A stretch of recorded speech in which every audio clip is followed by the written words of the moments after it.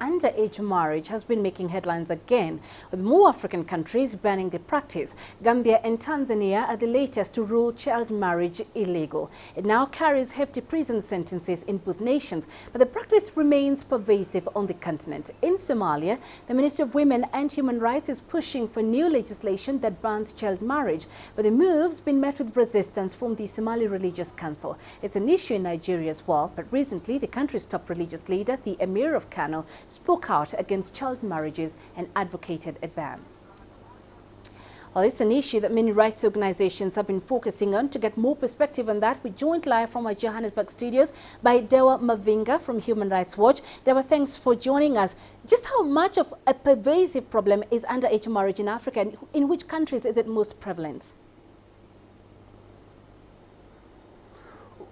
Well, child marriage is a serious problem across sub-Saharan Africa because it robs girls of an opportunity to enjoy, their rights holistically. They are deprived of access to education, and their future is ruined. And the countries that have got the biggest problems across sub-Saharan Africa include Nigeria, Niger, Mali, but we're also looking at Somalia, South Sudan, Tanzania, where there has been a recent ban on child marriage.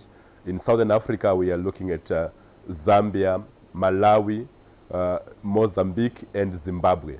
These are the countries that are battling to address the scourge of child marriage, and one of the ways has been through the introduction of model legislation that is set 18 as the minimum age for marriage for both boys and girls. Now, what are some of the cultural factors involved in this practice?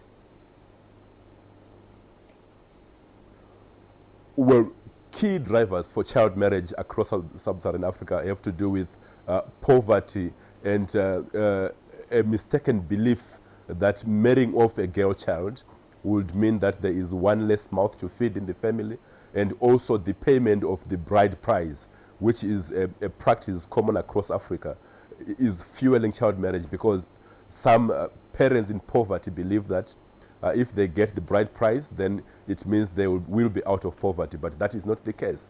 Also, we see that religious beliefs and traditional practices are also fueling child marriage. There are some African apostolic churches across Southern Africa that perpetuate and promote the practice of child marriage, whereas when a girl reaches puberty from say 11 to 16 years, they believe that that girl should be married off and should not continue with her education, which is wrong, and it has caused serious human rights abuses for girls, millions of girls across Africa. Now, you've talked of more and more countries enacting legislation to curb this practice. Which countries are making the most gains when it comes to sensitizing communities to end child marriages?